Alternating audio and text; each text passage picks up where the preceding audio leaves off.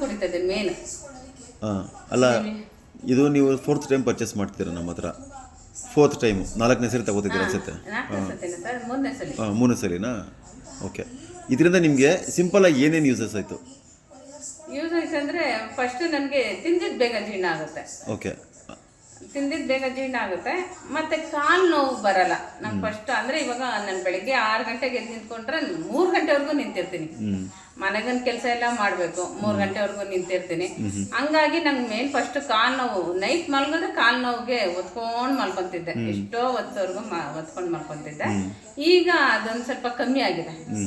ಇದು ತಗೊಂಡಾಗಿಂದ ನಂಗೆ ಅದು ಕಾಲು ನೋವು ಕಮ್ಮಿ ಆಗಿದೆ. ಮತ್ತು ವಾಕ್ ಮಾಡ್ತಾ ಇರಲಿಲ್ಲ ಮೊದಲು, ಈಗ ವಾಕ್ ಮಾಡೋದಕ್ಕೆ ಆರಾಮ್ ಅನಿಸುತ್ತೆ. ಓಕೆ.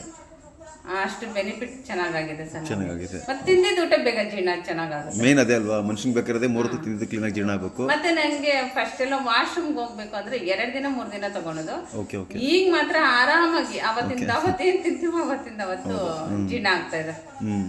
ಅಷ್ಟು ಚೆನ್ನಾಗಿದೆ ಸರ್ ನನಗೆ. Okay okay. ಮತ್ತೆ ಮುಖದಲ್ಲಿ ಕಳೆ ಬಂದಿದೆ, ಗ್ಲೋ ಬಂದಿದೆ. ಫಸ್ಟ್ಗಿಂತ ಸ್ವಲ್ಪ ಚೀಕ್ಸ್ ಎಲ್ಲ ಸ್ವಲ್ಪ ಕೂಡ್ಕೊಂಡಿದೆ. ಫಸ್ಟ್ ತುಂಬ ಸಣ್ಣ ಇದ್ರಿ, ಮುಖ ತುಂಬ ಸಣ್ಣ ಕಾಣ್ತಿತ್ತು ಲಾಸ್ಟ್ ಟೈಮ್ದು.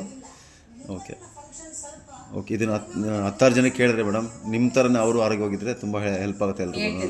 ಹಾಂ, ಸರಿ ಸರಿ ಸರಿ.